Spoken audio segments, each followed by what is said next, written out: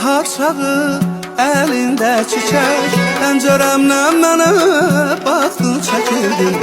Eşqim bahar çağı əlində çiçək, pəncərəmdən mənə baxdın çəkildin. Göründü biraz, bu mudur vəfa? Sevgili canan, baxdın çəkildin, canımı da yaktın çəkildin.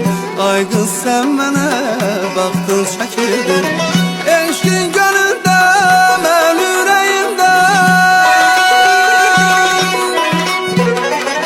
bir şimşək kimi çaxdın çəkildin. Pəncərəmdən mənə baxdın çəkildin, canımı da yaktın çəkildin.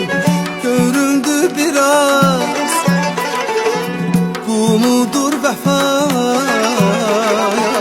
Sevgili canan, baxdın çəkildin, canımı da yaktın çəkildin.